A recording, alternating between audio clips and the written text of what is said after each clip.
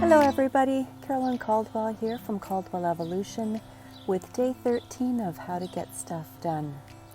Now I do hope this recording is going to work today. I don't have ideal circumstances.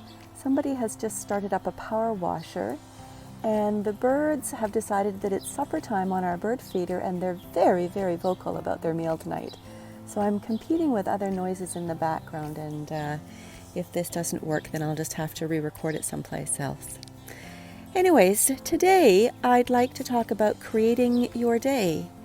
When you have time commitments and tasks and projects and things to do, and they have to be scheduled into your day, sometimes it can be onerous to be thinking about, I have to get all of these things done, or I have to get something done, or when am I ever going to get this done? But another way to think about scheduling things into your day is to create the day for yourself, the day that you would like to have.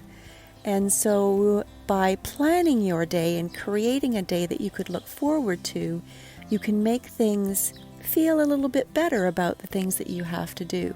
So for example, perhaps you're going to schedule into your day your breakfast, enjoy a cup of coffee, and then spend an hour reading a chapter in a book that you're trying to finish or that you're using to prepare for some work material. You might then schedule some time for a walk or some time for some exercise or some time to spend with your children. You might then need to go back to some work. You might then want to schedule a meal and so on and so forth. So if you take some time to plan ahead and schedule in your time commitments and the things that you're going to be doing for the day, you'll have an opportunity to create for yourself a day that you can look forward to. I hope that's helpful. Enjoy creating your day for tomorrow and the rest of the week, and I look forward to seeing you tomorrow. Take care, everybody. Bye now.